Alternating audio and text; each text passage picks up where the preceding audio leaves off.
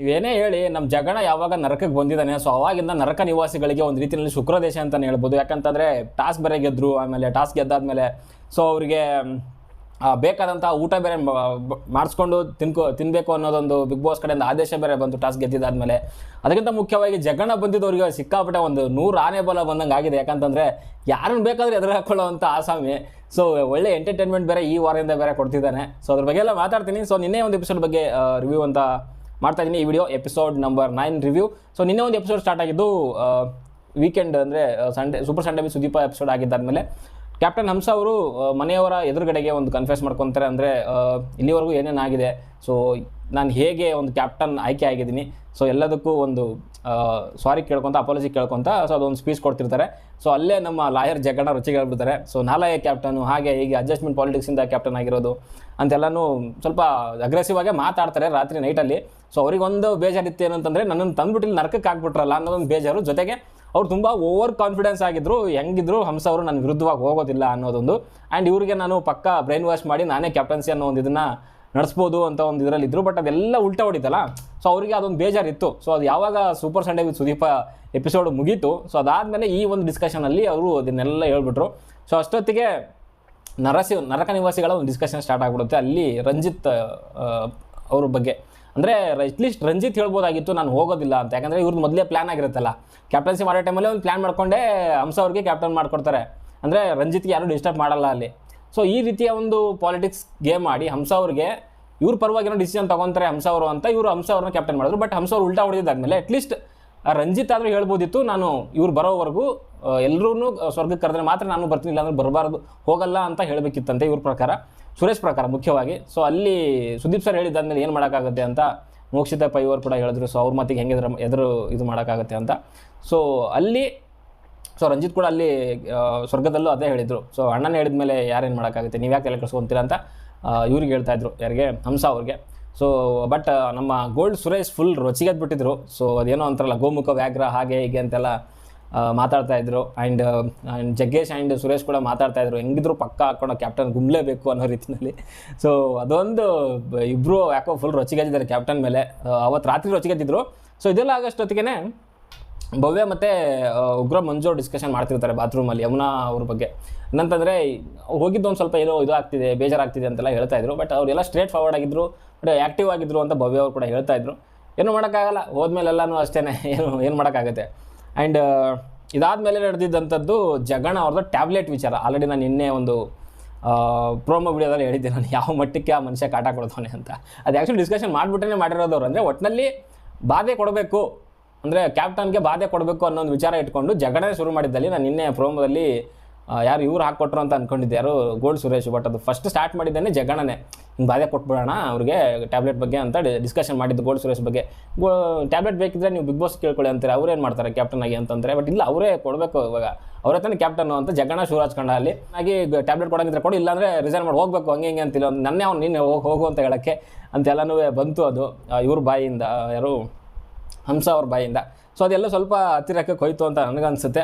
And ಇದಾದಮೇಲೆ ಊಟದ ಬಗ್ಗೆ ಡಿಸ್ಕಷನ್ ನಡೀತಿರುತ್ತೆ ಅಲ್ಲಿ ಭವ್ಯ ಆ್ಯಂಡ್ ಅನುಷಾರ ಈ ನರಕ ನಿವಾಸಿಗಳ ಮಧ್ಯೆ, ಆ ಒಂದು ನರಕ ನಿವಾಸದ ಮಧ್ಯೆ ನಡೀತಿರುತ್ತೆ. ಅಂದರೆ ಪ್ರೋಟೀನ್ ಏನು ಸಿಗ್ತಾ ಇಲ್ಲ ಹಾಗೆ ಹೀಗೆ ಇದೆಲ್ಲ ಇಲ್ಲ ಅಂದರೆ ಟಾಸ್ಕ್ ಹೆಂಗೆ ಆಡೋದು ಅಂತೆಲ್ಲ ಅನುಷಾರಾಯಿ ಮತ್ತು ಭವ್ಯ ಕೂಡ ಅಳ್ತಾಯಿದ್ರು. ಸೊ ಅನುಷಾರಾಯಿ ಅಳ್ತಿರೋದಕ್ಕೆ ಇವರು ಭವ್ಯ ಅಳ್ತಾಯಿದ್ರು, ಹೆಂಗಿದ್ದೀರಾ ನೀವು ಹಂಗೆ ಹಿಂಗೆ ಅಂತ ಒಂದು ವಾರದಿಂದ. ಸೊ ಗೊತ್ತಿಲ್ಲ ಅದೇನು ಅಂತ. ಓಕೆ, ಸೊ ಇದೆಲ್ಲ ಆಗಿದ್ದಾದಮೇಲೆ ಬೆಳಿಗ್ಗೆ ಆಗುತ್ತೆ ಗುರು. ಬೆಳಿಗ್ಗೆ ಆದಮೇಲೆ ನಮ್ಮ ಅಣ್ಣ ಫುಲ್ ಚೇಂಜು. ಇವಾಗೇನು ಯಾರೋ ಹಂಸ ಅವ್ರ ವಿರುದ್ಧ ಫುಲ್ ರೊಚ್ಚಿಗೆದ್ದಿದ್ದ ಸಿಟ್ಟಲ್ಲಿ, ಬೆಳಿಗ್ಗೆ ಎದ್ದ ತಕ್ಷಣ ಫುಲ್ ಚೇಂಜ್, ಒಂಥರ ಈ ನಾಟಿ ಜಗದೀಶ್ ಆಗಿಬಿಟ್ರು. ಅಂದರೆ ಕಾಮಿಡಿ ಕಿಂಗ್ ಅನ್ನೋ ರೀತಿಯಲ್ಲಿ ಆಗಿ ಅಲ್ಲಿ ಒಂದು ಹೋರಾಟ ಮಾಡೋಣ ಅಂತ ಶುರು ಹಚ್ಕೊಂಡ್ಬಿಟ್ರು. ಯಾರೋ ಇವರು ಕ್ಯಾಪ್ಟನ್ ವಿರುದ್ಧ. ಅಂದರೆ ಕಲುಷಿತ ನೀರು ಕೊಟ್ಟು ನಮ್ಮ ಆರೋಗ್ಯ ಹಾಳು ಮಾಡುತ್ತಿರುವ ಕ್ಯಾಪ್ಟನ್ ಹಂಸ ಅವ್ರಿಗೆ ಧಿಕ್ಕಾರ ಅಂತ. ಒಳ್ಳೆ ಕ್ವಾಟ್ಲೆ ಆಸಾಮಿ ಮನುಷ್ಯ. ಅಲ್ಲಿ ಎಲ್ಲರಿಗೂ ನರಕ ನಿವಾಸಿಗಳು ಹೇಳ್ತಾರೆ, ಎಲ್ಲರೂ ಹಿಂಗೆ ಮಾತಾಡಬೇಕು. ಏನಂತಂದರೆ ಈ ಬಿಗ್ ಬಾಸ್ ನರಕದ ಒಳಗಡೆ ನೀರು ಕುಡಿದು ನಮಗೆಲ್ಲ ಏನಂತ ಬೇದಿ ಆಗಿದೆ, ಏನೋ ಆಗಿದೆ ಅಂತೆಲ್ಲ ಹೇಳಬೇಕು ಅಂತ ಇವರು. ನಮ್ಗೆ ಹಾಗೇ ಇಲ್ಲ, ಹೆಂಗೆ ಹೇಳೋದು ಅಂತ ಯಾರೋ ಅಂದ್ರಲ್ಲಿ, ಮೋಕ್ಷಿತನೋ ಅನುಷನೇ ಯಾರೋ ಅಂತಂದರು. ಇವಳಿಗೆ ಏನೋ ಒಳ್ಳೇದು ಮಾಡೋಣ ಅಂತಂದರೆ ಸುಳ್ಳು ಹೇಳೋಕ್ಕೂ ಬರೋದಿಲ್ಲ ಅಂತ ಬೈತಾ ಇದ್ರು. ಹಂಸ ಅವರಿಗೆ ಒಂದು ಏನೋ ಥರ ಕೇಳಿದ್ರು, ಏನೋ ಶಾಂಪೂ ತರಲಿಕ್ಕೆ ಹೇಳ್ತಾರೆ. ಸೊ ಅವಾಗ ಶಾಂಪೂ ಒಂದೇನ ಅಂತ ಕೇಳಿದಕ್ಕೆ, ಇಲ್ಲ ಅಂಡರ್ವೇರ್ ಇದೆ ನಾನು ತೊಗೊತೀನಿ, ಅಷ್ಟೆಲ್ಲ ಟಾರ್ಚರ್ ಕೊಡಲ್ಲ, ಅದು ನಾನೇ ತೊಗೊತೀನಿ ಅಂತ ಹೇಳಿದ್ರು. ಆಮೇಲೆ ಅಲ್ಲಿ ಮೋಕ್ಷಿತ ಪೈ ಎದುರುಗಡೆ ಹೋಗ್ಬಿಟ್ಟು ಅಂಡರ್ವೇರ್ ಏನಾದರೂ ಮುಟ್ಟಿದ್ರೆ ಅದಕ್ಕೊಂದು ಪ್ರೊಟೆಸ್ಟ್ ಆಗುತ್ತೆ ಅಂತ ಹೇಳ್ತಿದ್ರು. ಅಯ್ಯೋ ದೇವ್ರೇ, ಈ ಮನುಷ್ಯ ನಿಜವಾಗ್ಲೂ ಕೇಳಿ ಫಸ್ಟ್ ವಾರದಲ್ಲಿ ಏನು ಕೋಪ ಗೀಪ ಎಲ್ಲ ಇತ್ತು, ಜಗಳಗಳು. ಸೊ ಇವಾಗ ಫುಲ್ ಕಂಟೆಂಟ್ ಚೇಂಜ್ ಮಾಡ್ಕೊಂಡ್ಬಿಟ್ಟು, ಅಂದರೆ ಕಾಮಿಡಿ ಸ್ಟಾರ್ ಆಗಕ್ಕೆ ಇವಾಗ. ಸೊ ಈ ವಾರದ ಕಂಟೆಂಟ್ ಇನ್ನೂ ಖರಾಬ್ ಆಗಿರುತ್ತೆ ಅಂತ ಕೂಡ ಹೇಳ್ತಾ ಇದ್ರು. ಯಾರ ಮೇಲೆ, ಯಾರ ಜೊತೆಗೆ, ಇವ್ರ ಜೊತೆಗೆ, ಹಂಸ ಅವ್ರ ಜೊತೆಗೆ. ಸೊ ಅದೊಂದು ಚೆನ್ನಾಗಿದೆ. ಒಟ್ಟಿನಲ್ಲಿ ಕಂಟೆಂಟ್ ಅಂತೂ ಪಕ್ಕ ಇದು ಕಂಟೆಂಟೇ. ಸೊ ಅದೊಂದು ಚೆನ್ನಾಗಿ ಮಾಡಿದ್ದಾರೆ. ಸೊ ಇಷ್ಟದ್ರ ಮಧ್ಯೆ ಒಂದು ಟಾಸ್ಕ್ ಬರುತ್ತೆ ಬಿಗ್ ಬಾಸ್ ಕಡೆಯಿಂದ, ಅದು ಬಾಲ್ ಟಾಸ್ಕು. ಸೊ ಬಾಲ್ ಟಾಸ್ಕಲ್ಲಿ ನನಗೆ ಕೆಲವೊಂದು ಕನ್ಫ್ಯೂಷನ್ಸ್ ಇದೆ. ಸೊ ಅದು ಅಲ್ಲಿ ಇವ್ರಿಗೂ ಇತ್ತು, ಅದು ಉಸ್ತುವಾರಿಯವ್ರಿಗೂ ಕೂಡ. ಸೊ ಅದೇನು ಜಿಗ್ಸಾಗ್ ಇದೆ, ಸೊ 3 ಪಾರ್ಟ್ ಇದೆ. ಸೊ 3 ಜನ ಅದನ್ನು ಕಂಪ್ಲೀಟ್ ಮಾಡಬೇಕಾಗುತ್ತೆ. ಸೊ ಅದು ಯಾರು ಆ ಬಜರ್ ಆಗೋವರೆಗೂ ಯಾರು ಹೆಚ್ಚು ಬಾಲ್ ಹಾಕ್ತಾರೆ, ಸೊ ಅವ್ರು ವಿನ್ ಅಂತ ಇರ್ತದೆ ಆ್ಯಕ್ಚುಲಿ. ಬಟ್ ಅದು ಇಬ್ಬರು ಒಂದೊಂದೇ ಟೈ ಆಗಿದ್ದಕ್ಕೆ ಆ ಟೈಮ್ ಲೆಕ್ಕ ತೊಗೊಂಡ್ರು ವಿನ್ ಮಾಡಲಿಕ್ಕೆ. ಓಕೆ, ಅದು ಬಾಲ್ ಏನೋ 2 ಟೀಮ್ಗಳು ಕಂಪ್ಲೀಟ್ ಮಾಡೋದು. ಬಟ್ ಅದರಲ್ಲಿ 2-3 ನನ್ನ ಪ್ರಕಾರ ಫೌಲ್ ಅಂತ ನನಗನ್ಸುತ್ತೆ. ಒಂದು ಆ ಕಬ್ಬಿಣದ ಸಪೋರ್ಟ್ ತೊಗೊಂಡಿದ್ದು, ಸೊ 2 ಟೀಮ್ ಕಡೆಯಿಂದ ತೊಗೊಂಡಿದ್ದಾರೆ. ಅಲ್ಲಿ ಪ್ರಾಬ್ಲಮ್ ಮಾಡಿರೋದು ಯಾರು ಅಂತಂದರೆ, ಒಂದು ಮಂಜಣ್ಣ ಕೂಡ ಫಸ್ಟಲ್ಲಿ ಆ ಕಬ್ಬಿಣದ ಸಪೋರ್ಟ್ ತೊಗೊಂಡ್ರು. ಅದಾದಮೇಲೆ ಸುರೇಶ್ ಒಂದು ಟೈಮಲ್ಲಿ ಅದನ್ನು ತೊಗೊಂಡ್ರು, ಸಪೋರ್ಟ್ ತೊಗೊಂಡ್ರು. ಅದಾದಮೇಲೆ ಚೈತ್ರ ಕಡೆಯಿಂದನೂ 2-3 ತಪ್ಪಾಯಿತು. ಆ್ಯಂಡ್ ಚೈತ್ರ ಕಡೆಯಿಂದ ಬಾಲ್ನ ಕಂಪ್ಲೀಟಾಗಿ ರೆಡ್ ಇದರಿಂದ ಹೊರಗಡೆ ತೊಗೊಂಡು ಹೋದ್ಮೇಲೆ ಬಾಕ್ಸಿಗೆ ಹಾಕೋ ಟೈಮಲ್ಲಿ ಕೆಳಗಡೆ ಬಿತ್ತು. ಅದು ಅದರಿಂದ ಕಟ್ಟಿಗೆಯಿಂದ ತೊಗೊಂಡು ಹಾಕೋ ಟೈಮಲ್ಲಿ ಅವ್ರು ಅದನ್ನು ತಿರ್ಗಾ ಕೈಯಿಂದ ಏನೋ ಹಾಕ್ದಂಗೆ ಇತ್ತು.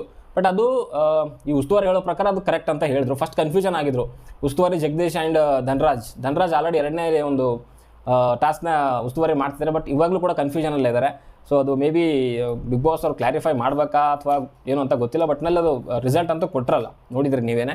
ಆ್ಯಂಡ್ ಅಲ್ಲಿ ಸ್ವರ್ಗ ನಿವಾಸಿಗಳು ತೊಗೊಂಡಿದ್ದು 24.48 ಸೆಕೆಂಡ್ಗಳು. ಆ್ಯಂಡ್ ನರಕ ನಿವಾಸಿಗಳು ತೊಗೊಂಡಿದ್ದು 21 ನಿಮಿಷ 40 ಸೆಕೆಂಡ್. ಸೊ ಒಟ್ಟಿನಲ್ಲಿ ನರಕ ನಿವಾಸಿಗಳು ಈ ಒಂದು ಟಾಸ್ಕ್ನ ವಿನ್ ಆಗ್ತಾರೆ. ಬಟ್ ಆ ಒಂದು ಕೆಲವೊಂದು ಏನಿದ್ದಾವೆ ತಪ್ಪುಗಳ ಅಥವಾ ಅದು ರೂಲ್ಸಲ್ಲಿ ಹಂಗೆ ಇತ್ತಾ ಗೊತ್ತಿಲ್ಲ.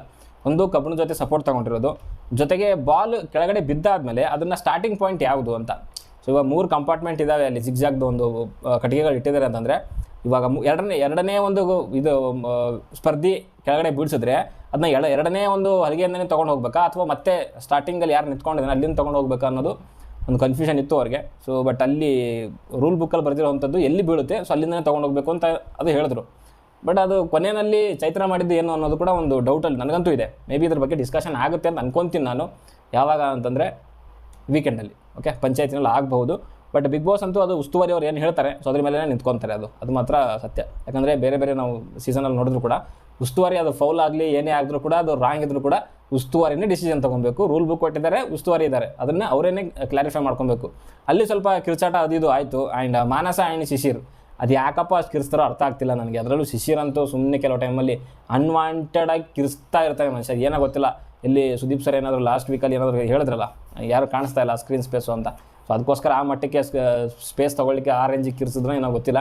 ಬಟ್ ನಾವು ಸುಮ್ಮನೆ ಅಡ್ವಾಂಟೆಡಾಗಿ ಕಿರಿಸ್ತಾಯಿದ್ರು. ಸೊ ಇದ್ರ ಜೊತೆಗೆ ಇದಾದಮೇಲೆ ನಮ್ಮ ಜಗ್ಗಣ್ಣ ಬಾತ್ರೂಮಲ್ಲಿ ಕ್ಲೀನಿಂಗ್ ಕೆಲಸಕ್ಕೆ ಇವತ್ತು ಕರ್ಸ್ಕೊಂಡಿದ್ರು. ಸೊ ಜಗ್ಗಣ್ಣನ ಒಬ್ಬನೇ ಕರ್ಸ್ಕೊಂಡಿದ್ರು ಇವತ್ತು, ಏನೋ ಪನಿಷ್ಮೆಂಟ್ ಅನ್ನೋ ರೀತಿಯಲ್ಲಿ. ಏನೋ ನಿದ್ದೆ, ಹೌದು, ಸೆಂಟ್ರಲ್ ಒಂದು ಸರಿ ನಿದ್ದೆ ಮಾಡಿದ್ರು. ಸೊ ಅದಕ್ಕೋಸ್ಕರ ಇಲ್ಲಿ ಕ್ಯಾಪ್ಟನ್ ಹಂಸ ಅವ್ರು ಏನು ಮಾಡಿದ್ರು ಅಂತಂದರೆ, ಈ ಮನೆಗೆ ಇಬ್ಬರನ್ನ ತೊಗೊತಿದ್ವಲ್ಲ, ಇಬ್ಬರನ್ನ ಬೇಡ ಒಬ್ಬರನ್ನೇ ತಗೊಳ್ಳೋಣ ಅಂತ ಹೇಳ್ಬಿಟ್ಟು ಇವ್ರು ಒಬ್ಬರನ್ನೇ ಎಲ್ಲ ಕ್ಲೀನಿಂಗು ಎಲ್ಲ ತೊಗೊಂಡ್ರು. ಆ್ಯಂಡ್ ಕ್ಲೀನಿಂಗ್ ಕೆಲಸ ಎಲ್ಲ ಚೆನ್ನಾಗಿ ಮಾಡಿದ್ರಂತೆ ಪಾಪ. ಅಲ್ಲಿ ಮೋಕ್ಷಿತಾ ಪೈ ಕೂಡ ಹೇಳ್ತಾ ಇದ್ರು, ನರಕದಲ್ಲೂ ಕೂಡ ಬೆಳಗ್ಗೆ ಎದ್ಬಿಟ್ಟು ನೀಟಾಗಿ ಎಲ್ಲ ಅವರೊಬ್ಬರೇ ಉಜ್ಜಿದ್ರಂತೆ. ಸೊ ಇಲ್ಲೂ ಕೂಡ ಬಾತ್ರೂಮಲ್ಲಿ ಸ್ವರ್ಗ ನಿವಾಸಿಗಳ ಬಾತ್ರೂಮಲ್ಲೂ ಕೂಡ ನೀಟಾಗಿ ಅವರನ್ನೇ ಎಲ್ಲ ಕ್ಲೀನ್ ಮಾಡ್ತಾಯಿದ್ರು. ಅಷ್ಟೊತ್ತಿಗೆ ಯಾರಿದ್ರಲ್ಲಿ ಇವರಿದ್ರು, ಧನ್ರಾಜ್ ಆ್ಯಂಡ್ ಜಗಣ್ಣ ಇಬ್ಬರು ಏನೋ ಡಿಸ್ಕಷನ್ ಮಾಡ್ತಾಯಿದ್ರು. ಸೊ ನಾನು CM ಆದರೆ ನೀನು ಹೋಮ್ ಸೆಕ್ರೆಟರಿ ಏನೋ ಮಾಡ್ತೀನಿ ಅಂತೆಲ್ಲ ಹೇಳ್ತಾಯಿದ್ರು. ಸೊ ಅಷ್ಟೊತ್ತಿಗೆ ಹಂಸ ಅವರು ಬರ್ತಾರೆ. ಹಂಸ ಬಂದಾದಮೇಲೆ ಅವ್ರಿಗೆ ಒಂದು ರೀತಿಯಲ್ಲಿ ಮೋಟಿವೇಶನ್ ಅಂತೆ. ಹಂಸ ಅವರು ಜಗಣ್ಣಗೆ ಮೋಟಿವೇಶನ್ ಏನಕ್ಕೆ ಕ್ಲೀನ್ ಮಾಡಲಿಕ್ಕೆ ಅಂತ. ಸೊ ಅವರಿಬ್ಬರು ಅಲ್ಲಿ ಡಿಸ್ಕಷನ್ ಮಾಡ್ತಿದ್ದಾರೆ, ಹಾಡು ಆಡ್ಕೊಂಡು ಅದು ಮಾಡಿಕೊಂಡು ಚೆನ್ನಾಗಿತ್ತು. ಸೊ ಇದಾದಮೇಲೆ ಒಂದು ಡೈರೆಕ್ಟ್ ನಾಮಿನೇಷನ್ ನಡೆಯುತ್ತೆ. ಸೊ ಡೈರೆಕ್ಟ್ ನಾಮಿನೇಷನಲ್ಲಿ ಕ್ಯಾಪ್ಟನ್ ಆದಂತಹ ಯಾರು ನಮ್ಮ ಹಂಸ ಅವರು, ಸೊ ಅವರು ಒಬ್ಬರನ್ನ ಡೈರೆಕ್ಟ್ ನಾಮಿನೇಟ್ ಮಾಡಬೇಕಾಗತ್ತೆ. ಬಟ್ ಅಲ್ಲಿ ಮಾಡೋ ಟೈಮಲ್ಲಿ ಜಗಣ್ಣ ಹೊರಗಡೆಯಿಂದ ಹೇಳೋವಂಥದ್ದು ಏನಂತಂದರೆ, ನನ್ನನ್ನೇನಾದರೂ ಮಾಡಲಿ ಬಂದಮೇಲೆ ಹೊರಗಡೆ ಬಂದಮೇಲೆ ಐತೆ ಅವರಿಗೆ ಅಂತ. ಸೊ ಬಟ್ ಅವರು ಮಾಡಿದ್ದು ಇವ್ರಿಗೆ, ಗೋಲ್ಡ್ ಸುರೇಶ್ ಅವ್ರಿಗೆ. ಅಂದರೆ ಅವರು ಒಂದು ರೀತಿಯಲ್ಲಿ ಏನಾದರೂ ಒಂದು ಮಾತು ಕೊಟ್ಟರೆ ಅದನ್ನು ಮಾಡಲೇಬೇಕು ಅನ್ನೋ ರೀತಿಯಲ್ಲಿ ಅವರು ನಡ್ಕೊತಾರೆ. ಆಮೇಲೆ ಒಂದು ರೀತಿಯಲ್ಲಿ ಭಯ ಹುಟ್ಟಿಸೋ ರೀತಿಯಲ್ಲಿ ಅವ್ರ ಲುಕ್ ಇರುತ್ತೆ, ಥ್ರೆಟ್ನಿಂಗ್ ಲುಕ್ ಇರುತ್ತೆ. ಆ್ಯಂಡ್ ಯಾವುದನ್ನೇ ಆಗಲಿ ಅವರು ಸ್ಪೋರ್ಟಿವ್ ಆಗಿ ತೊಗೊಳ್ಳೋದಿಲ್ಲ ಅಂತೆಲ್ಲ ಕೆಲವೊಂದು ರೀಸನ್ ಕೊಟ್ಬಿಟ್ಟು ಅವರು ಸುರೇಶ್ ಅವ್ರನ್ನ ನಾಮಿನೇಟ್ ಮಾಡ್ತಾರೆ. ಆ್ಯಂಡ್ ಹೊರಗಡೆ ಬಂದಮೇಲೆ ಆಬ್ವಿಯಸ್ ಆಗಿ ಗೋಲ್ಡ್ ಸುರೇಶ್ ಅವ್ರು ಒಪ್ಕೊಳ್ಳೋದಿಲ್ಲ, ನೀವು ಕೊಟ್ಟಿರೋ ರೀಸನ್ ಸರಿ ಇಲ್ಲ ಮೇಡಮ್, ಹಂಗೆ ಮೇಡಮ್ ಹಿಂಗೆ ಮೇಡಮ್ ಅಂತ ಹೇಳಿದ್ರು. ಬಟ್ ನನಗೆ ಇವಾಗ ಅನಿಸ್ತಾ ಇದೆ, ಈ ಮನುಷ್ಯ ಸ್ವಲ್ಪ ಉತ್ತರ ಕರ್ನಾಟಕ ಕಡೆಯಿಂದ ಇರ್ಬೋದೇನೋ ಅಂತ. ಯಾಕಂದರೆ ಆ ಒಂದು ಮಾತಲ್ಲಿ ಒಂದು ಹೊರಟುತನ ಇದೆಯಲ್ಲ, ಅದು ಎಲ್ಲೋ ಕಾಣಿಸ್ತಾ ಇದೆ ನನಗೆ. ಅದು ನಮ್ಮ ಕಡೆಗೆ ಹಂಗಿರುತ್ತೆ. ಸ್ವಲ್ಪ ಮಾತಲ್ಲಿ ಏನಾದರೂ ಡಿಸ್ಟರ್ಬ್ ಮಾಡಿದ್ರೆ, ಯಾರಾದರೂ ಏನಾರು ಅಂದರೆ ಆ ಮಾತಲ್ಲಿ ಹಂಗೆ ಬಂದುಬಿಡುತ್ತೆ, ಆ ಸಡನ್ ಮೂಮೆಂಟಲ್ಲಿ ಹಂಗೆ ಬಂದುಬಿಡುತ್ತೆ. ಸೊ ಸ್ಟಾರ್ಟಿಂಗಲ್ಲಿ ನನಗೆ ಅನಿಸಲಿಲ್ಲ ಈ ಮನುಷ್ಯ ಎಲ್ಲೋ ಬೆಳಗಾವಿ ಅಂತ ಹೇಳ್ತಾಯಿದ್ರು, ಬಟ್ ಅದು ಅಲ್ಲ ಅಂತ ಅಂದ್ಕೊಂಡಿದ್ದೆ. ಬಟ್ ಕೆಲವೊಂದನ್ನು ನೋಡ್ತಾ ಇದ್ದರೆ ಅದೊಂದು ಹೊರಟುತನ ಮಾತಲ್ಲಿ ಮಾತ್ರ ಹೊರಟುತನ ಇದೆಯಲ್ಲ, ಅದು ಕಾಣಿಸ್ತಾ ಇದೆ. ಸೊ ಮೇ ಬಿ ಇರಬಹುದೇನೋ ಅಂತ ಇವಾಗ ನನಗೆ ಅನಿಸ್ತಿದೆ. ಓಕೆ, ಕಿಚನಲ್ಲಿ ಇವ್ರದ್ದು ಬೇರೆ ಲವ್ ಸ್ಟೋರಿ ಬೇರೆ ನಡೆದಿದೆಯಲ್ಲ, ಐಶ್ವರ್ಯ ಧರ್ಮದ್ದು. ಸೊ ಅಲ್ಲಿ ಚಪಾತಿ ಮಾಡೋ ಟೈಮಲ್ಲಿ ಆ ಕೈಯಿಂದ ಎತ್ತಕ್ಕೆ ಹೋಗ್ತಾರೆ ಐಶ್ವರ್ಯ ಅವರು. ಬೇಡ ಬೇಡ ಬೇಡ ನಿಲ್ಲಿ ಅಂತ ಹೇಳ್ಬಿಟ್ಟು ಇವರು ಅದೇನೋ ಬರುತ್ತಲ್ಲ ಕೈಯಿಂದ, ಸೊ ಅದರಿಂದ ಹಿಡಿದ್ಬಿಟ್ಟು ತೆಗಿತಾರೆ. ಸೊ ಆವಾಗ ಅಲ್ಲಿ ಸ್ವಲ್ಪ ಯಾರೋ ರೇಗಿಸ್ತಾರೆ. ಓಕೆ, ಸೊ ಅದು ಬಟ್ ಎಲ್ಲಿಗೂ ಮುಂದಕ್ಕೂ ಬರ್ತಾ ಇಲ್ಲ, ಅದು ಕಂಟೆಂಟು ತಗೊತಾ ಇಲ್ಲ, ಫುಟೇಜು ತಗೊಂತಿಲ್ಲ ಅವ್ರದ್ದು ಲವ್ ಸ್ಟೋರಿ. ಸೊ ಇದಾಗಿದ್ದಾದಮೇಲೆ ನಮ್ಮ ಜಗಣ ಆ್ಯಂಡ್ ಹಂಸ ಅವರು ಡಿಸ್ಕಷನ್ ಮಾಡ್ತಾರೆ. ಏನಂತಂದರೆ ಇಲ್ಲಿರೋ ಲವ್ ಸ್ಟೋರಿಗಳು ಯಾವುವು ಏನು ವರ್ಕೌಟ್ ಆಯ್ತಾ ಇಲ್ಲ, ನಮ್ಮದು ಶುರು ಮಾಡೋಣ ಅಂತ. ಏನು ವರ್ಕೌಟ್ ಆಯ್ತಿಲ್ಲ, ಏನು ಮಾಡ್ತಾನೆ ಇಲ್ಲ. ಸೊ ಅದಕ್ಕೆ ನಾವು ಅಟ್ಲೀಸ್ಟ್ ಕಂಟೆಂಟ್ ಕೊಡೋಣ ಅನ್ನೋ ರೀತಿಯಲ್ಲಿ ಅಲ್ಲಿ ನಮ್ಮ ಕ್ಯಾಪ್ಟನ್ ಹಂಸ ಅವ್ರಿಗೆ ಜಗಣ ಅವ್ರು ಹೇಳ್ತಾರೆ. ಸೊ ಅಲ್ಲಿಂದನೇ ಮೇ ಬಿ ಶುರುವಾಗಿದೆ ಅಂತ ನನಗನ್ಸುತ್ತೆ. ಇವತ್ತೊಂದು ಪ್ರೋಮೋ ಬಿಟ್ಟಿರಲ್ಲ, ಸೊ ಅದು ಅಲ್ಲಿ ನಿನ್ನೆ ಏನು ಮಾತಾಡಿದ್ದಾರೆ ನಿನ್ನೆ ಒಂದು ಎಪಿಸೋಡಲ್ಲಿ, ಸೊ ಅದು ಕಂಟಿನ್ಯೂ ಆಗಿದೆ ಅಷ್ಟೇ. ಇಲ್ಲಿರೋ ಲವ್ ಸ್ಟೋರಿಗಳಂತೂ ಏನು ವರ್ಕೌಟ್ ಮಾಡ್ಕೊತಿಲ್ಲ. ಸೊ ಅಟ್ಲೀಸ್ಟ್ ನಾವಾದರೂ ಕಂಟೆಂಟ್ ಕೊಡೋಣ ಅನ್ನೋ ರೀತಿಯಲ್ಲಿ ಇವರು ಮಾತಾಡ್ತಿದ್ದು. ಸೊ ಅದು ಮೇ ಬಿ ಇವತ್ತಿನ ಒಂದು ಎಪಿಸೋಡಲ್ಲಿ ನಡೀತಿದೆ. ಆ್ಯಂಡ್ ಹಂಸ ಅವರು ಕೂಡ ಅದನ್ನು ಪಾಸಿಟಿವ್ ಆಗಿ ತಗೊಂಡಿದ್ದಾರೆ. ಸುದೀಪ್ ಸರ್ ಎಲ್ಲೂ ಕಾಣಿಸ್ಕೊಂತಿಲ್ಲ ಅಂತಾರೆ. ಸೊ ಅದು ನೀವು ಶುರು ಹಚ್ಕೊಳ್ಳಿ ಅನ್ನೋ ರೀತಿಯಲ್ಲಿ ಅವ್ರು ಹೇಳ್ತಿದ್ರು. ಸೊ ಇದಂತೂ ನಡೀತು. ಆ್ಯಂಡ್ ಇದಾದಮೇಲೆ ನಡೆದಂಥದ್ದು ನಾಮಿನೇಷನ್ ಪ್ರಕ್ರಿಯೆ. ಸೊ ಇದರಲ್ಲಿ ಒಂದು ರೀತಿಯಲ್ಲಿ ಚೆನ್ನಾಗಿತ್ತು ಇದು. ಅಂದರೆ ಫಸ್ಟಿಗೆ ಇಬ್ಬರು ಸ್ಟ್ರಾಂಗ್ ಕಂಟೆಸ್ಟೆಂಟ್ ಅಂತ ನಿಲ್ಲಿಸಿದ್ರು, ತ್ರಿವಿಕ್ರಮ್ ಆ್ಯಂಡ್ ಉಗ್ರಮ್ ಬಗ್ಗೆ. ಸೊ ವಾದ ಪ್ರತಿವಾದಗಳು ಸೊ ಇದನ್ನು ನಡೀತು. ಆ್ಯಂಡ್ ಸ್ವಲ್ಪ ಓಪನ್ ಅಪ್ ಆಗೋಕ್ಕೂ ಕೂಡ ಇದು ಹೆಲ್ಪ್ ಆಗ್ಬೋದೇನೋ. ಯಾಕಂದರೆ ಧರ್ಮ ಅಂದರೆ ಫುಲ್ ಸೈಲೆಂಟು, ಮಾತಾಡೋದಿಲ್ಲ, ಏನೂ ಇಲ್ಲ.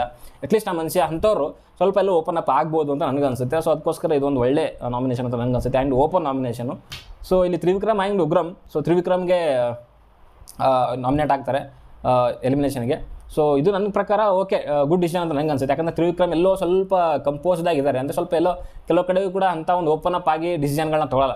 ಕೆಲವು ಟೈಮಲ್ಲಿ ಕಂಪೋಸ್ ಆಗಿರಬೇಕು, ಇಲ್ಲ ಅಂತ ಹೇಳ್ತಾ ಇಲ್ಲ. ಬಟ್ ಕೆಲವು ಟೈಮಲ್ಲಿ ಓಪನ್ ಆಗಬೇಕಾಗುತ್ತೆ. ಆ್ಯಂಡ್ ಈ ಕ್ಯಾಪ್ಟನ್ಸಿ ಟಾಸ್ಕಲ್ಲೂ ಕೂಡ ಆ ರೀತಿಯ ಒಂದು ಡಿಸಿಷನ್ ತೊಗೊಂಡಿದ್ದು ನನ್ನ ಪ್ರಕಾರ ತಪ್ಪು. ಸೊ ಒಬ್ಬರನ್ನ ಗೆಲ್ಲಿಸಬೇಕು ಅಂತ ತಾನು ಸೋಲೋದಿದೆಯಲ್ಲ, ಅದು ನಿಜವಾಗ್ಲೂ ನನ್ನ ಪ್ರಕಾರ ತಪ್ಪು. ಆ್ಯಂಡ್ ಇಲ್ಲಾಂದರೆ ನಿಲ್ಲೇಬಾರ್ದಾಗಿತ್ತು. ಸೊ ಅದು ಅವ್ರ ಕಡೆಯಿಂದ ತಪ್ಪಾಗಿದೆ. ಆ್ಯಂಡ್ ಉಗ್ರಮ್ ಅವರು ಲಾಸ್ಟ್ ವೀಕಲ್ಲಿ ತುಂಬ ಚೆನ್ನಾಗಿ ಮಾಡಿದ್ದಾರೆ. ಅವ್ರು ಇಲ್ಲಿವರೆಗೂ ಕೂಡ ಅವ್ರದ್ದು ರಿಪೋರ್ಟ್ ಚೆನ್ನಾಗೇ ಇದೆ. ಸೊ ಅದಕ್ಕೋಸ್ಕರ ಅವ್ರು ಸೇವ್ ಆಗಿದ್ದಾರೆ. ತ್ರಿವಿಕ್ರಮ್ ನಾಮಿನೇಟ್ ಆಗಿದ್ದಾರೆ, ಇದರಲ್ಲಿ ಏನು ತೊಂದರೆ ಅನಿಸಿಲ್ಲ. ಆ್ಯಂಡ್ ಚೈತ್ರ ಆ್ಯಂಡ್ ಅನುಷಾ ಇಲ್ಲಿ ಒಂದು ವಾದ ಪ್ರತಿವಾದ ನಡೀತೆ. ಆಬ್ವಿಯಸ್ಲಿ ನಿಮ್ಗೆ ಗೊತ್ತಿದೆ, ವಾದ ಪ್ರತಿವಾದ ಅಂತ ಬಂದರೆ ಚೈತ್ರ ಅವ್ರನ್ನ ಮನೆ ಒಳಗಡೆಗೆ ನನ್ನ ಪ್ರಕಾರ ಯಾರೂ ಸೋಲಿಸೋರಿಲ್ಲ. ಆ್ಯಂಡ್ ಅವರು ತುಂಬ ಚೆನ್ನಾಗಿ ವಾದ ಪ್ರತಿವಾದ ಮಾಡಿದ್ರು. ಬಟ್ ಇಲ್ಲಿ ಅನುಷಾ ಅವ್ರಿಗೆ ಸ್ವಲ್ಪ ಮಾತಾಡೋವಂಥದ್ದು ಇದು ಇಲ್ಲ, ಮಾತಾಡಲ್ಲ ಜಾಸ್ತಿ.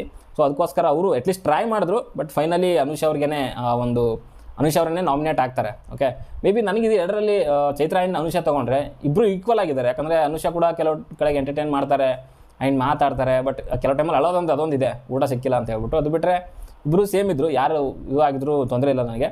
ಸೊ ಅನುಷಾ ಆಗಿದ್ದು ಓಕೆ, ನಾಮಿನೇಟ್ ಆಗಿದ್ದು ಏನು ತೊಂದರೆ ಇಲ್ಲ ಅಂತ ನನಗೆ ಅನಿಸುತ್ತೆ. ಬಟ್ ಚೈತ್ರ ಅವರು ವಾದ ಅಂತೂ ಚೆನ್ನಾಗಿ ಮಾಡಿದ್ರು. ಬಟ್ ಅನುಷಾ ಅವ್ರಿಗೆ ಹಿಂದ್ಗಡೆಯಿಂದ ಕೆಲವರೆಲ್ಲ ಎತ್ಕೊಡ್ತಾ ಇದ್ರು, ಮಾತಾಡು ಅಂತ. ಸೊ ಅದನ್ನು ಅನುಷಾ ಅವ್ರಿಗೆ ಚೈತ್ರ ಅವರು ಮನೆ ಒಳಗಡೆಗೆ ಹೇಳ್ತಾ ಇದ್ರು, ಇಲ್ಲಿರೋರು ಯಾರು ನಂಬಕ್ಕೆ ಹೋಗ್ಬೇಡ, ಎಲ್ಲರೂ ನಮಕರಮ್ಗಳೇ ಅಂತ ಏನೋ ಹೇಳ್ತಿದ್ರು. ರಾಜ್ ಆ್ಯಂಡ್ ಧರ್ಮ, ಸೊ ಇವು ಧರ್ಮ ಕೀರ್ತಿರಾಜ್. ಸೊ ಇವ್ರ ಮಧ್ಯೆ ನಡೆದಾಗ ಅಲ್ಲಿ ಫೈನಲ್ ಡಿಸೈಡ್ ಆಗಿದ್ದು ಧನ್ರಾಜ್ ಅಂತ ಕ್ಯಾಪ್ಟನ್ ಡಿಸೈಡ್ ಮಾಡ್ತಾರೆ. ಅಂದರೆ ಮನೆಯ ಕ್ಯಾಪ್ಟನ್ ಹಂಸ ಅವರು ಡಿಸೈಡ್ ಮಾಡುವಂಥದ್ದು. ಓಕೆ, ಸೊ ನನಗೆಲ್ಲ ಅನಿಸಿದ್ದು ಮೇ ಬಿ ಧರ್ಮ ಅವ್ರಿಗೇ ನಾಮಿನೇಟ್ ಮಾಡ್ಬೋದಿತ್ತೇನೋ ಅಂತ ನನಗನ್ಸುತ್ತೆ. ಅಟ್ಲೀಸ್ಟ್ ಧನ್ರಾಜ್ ಎಂಟರ್ಟೈನ್ಮೆಂಟ್ ಮಾಡ್ತಾರೆ, ಓಕೆ. ಬಟ್ ಅವ್ರದ್ದು ಕೂಡ ತಪ್ಪಿದೆ. ಎರಡು ಉಸ್ತುವಾರಿನಲ್ಲೂ ಕೂಡ ಡೌಟ್ಗಳಿದೆ. ಸೊ ಕ್ಲಾರಿಟಿ ಇಲ್ಲ. ಬಟ್ ಅದೊಂದು ಎಂಟರ್ಟೈನ್ಮೆಂಟ್ ಅನ್ನೋ ಒಂದು ಪಾಸಿಟಿವ್ ಒಂದು ಅವರಿಗೆ ಮೇ ಬಿ ಆಗ್ಬೋದಿತ್ತು ಅಂತ ನನಗನ್ನಿಸ್ತು. ಬಟ್ ಇನ್ನೂ ಕೆಲವು ಸ್ಪರ್ಧಿಗಳ ಒಂದು ನಾಮಿನೇಷನ್ ಇವತ್ತಿನ ಎಪಿಸೋಡಲ್ಲಿ ಆಗುತ್ತೆ. ಸೊ ಅದು ಏನಾಗುತ್ತೆ ಅಂತ ಎಪಿಸೋಡಲ್ಲೇ ನೋಡೋಣ ಅಂತ ಹೇಳ್ತಾ, ಸೊ ಸದ್ಯಕ್ಕೆ ಇಷ್ಟಿತ್ತು ನಿನ್ನೆ ಒಂದು ಎಪಿಸೋಡ್ನ ರಿವ್ಯೂ. ಸೊ ನಿಮಗೇನು ಅನಿಸ್ತು ಅಂತ ದಯವಿಟ್ಟು ಕಮೆಂಟ್ ಬಾಕ್ಸಲ್ಲಿ ತಿಳಿಸಿ. ಹಾಗೆ ಸೊ ನಿನ್ನೆ ಎಪಿಸೋಡ್ ಬಗ್ಗೆ ನಿಮ್ಮ ಅನಿಸಿಕೆ ಅಭಿಪ್ರಾಯಗಳು ಆ್ಯಂಡ್ ಹಂಸ ಆ್ಯಂಡ್ ಜಗದೀಶ್ ಅವರ ಒಂದು ಈ ಲವ್ ಕಂಟೆಂಟ್ ಬಗ್ಗೆ ನಿಮ್ಗೇನು ಅನಿಸುತ್ತೆ? ಎಂಜಾಯ್ ಮಾಡ್ತೀರಾ ಮುಂದೆ? ಈ ವಾರ ನನ್ನ ಪ್ರಕಾರ ಪೂರ್ತಿ ಅದೇ ಇರುತ್ತೆ. ಯಾಕಂತಂದರೆ ಈ ವಾರ ಪೂರ್ತಿ ನಮ್ಮ ಜಗಣ ಫುಲ್ ಡಿಫ್ರೆಂಟ್ ಲವರ್ ಬಾಯ್ ಅನ್ನೋ ಒಂದು ಇದ್ರ ಮೇಲೆ ಕಾಣಿಸ್ಕೊತಿದ್ದಾರೆ. ಸೊ ಅದ್ರ ಬಗ್ಗೆ ನಿಮ್ಮ ಅನಿಸಿಕೆ ಅಭಿಪ್ರಾಯಗಳು ಏನು ಅಂತ ದೊಡ್ಡ ಕಮೆಂಟ್ ಬಾಕ್ಸಲ್ಲಿ ತಿಳಿಸಿ. ಆ್ಯಂಡ್ ಇನ್ನೊಂದು ವಿಚಾರ ಏನು ಅಂತಂದರೆ, ಯಾರೋ ಒಂದು ಕಮೆಂಟ್ ನೋಡಿದೆ ನಾನು, ಓನ್ಲಿ ನೀವು ಯಾರ ಬಗ್ಗೆ ಜಗದೀಶ್ ಬಗ್ಗೆನೇ ಮಾತಾಡ್ತೀರಾ ಹಾಗೆ ಹೀಗೆ ಅಂತೆಲ್ಲ ಬಂತು. ಬಟ್ ಅವ್ರ ಬಗ್ಗೆನೇ ಮಾತಾಡಬೇಕಾಗುತ್ತೆ. ನೀವು ಎಪಿಸೋಡಲ್ಲಿ ನೋಡಿದ್ರು ಕೂಡ ಆಲ್ಮೋಸ್ಟ್ 80% ಅವ್ರ ಬಗ್ಗೆನೇ ಇರುತ್ತೆ. ಸೊ ನಾವು ಅವ್ರ ಬಗ್ಗೆ ಮಾತಾಡಲೇಬೇಕು. ಇನ್ನು ಮಿಕ್ಕಿರೋರ ಬಗ್ಗೆನೇ ಸ್ವಲ್ಪ ಮಾತಾಡಬೇಕಾಗುತ್ತೆ. ಯಾಕಂದರೆ ಅವ್ರಿಗೆ ತೋರಿಸಿರೋದೇ ಸ್ವಲ್ಪ ಅಂಥ ಟೈಮಲ್ಲಿ. ಸೊ ಅವ್ರ ಬಗ್ಗೆ ಮಾತಾಡೋದು ಯಾರ ಬಗ್ಗೆ ಮಾತಾಡೋಕ್ಕಾಗುತ್ತೆ ನಾನು? ಸೊ ಅದು ಅರ್ಥ ಮಾಡ್ಕೊಳ್ಳಿ ನೀವು ಕೂಡ. ಓಕೆ, ಸೊ ಮುಂದಿನ ನೋಡಿದಲ್ಲಿ ಸಿಗೋವರೆಗೂ ಬಾಯ್.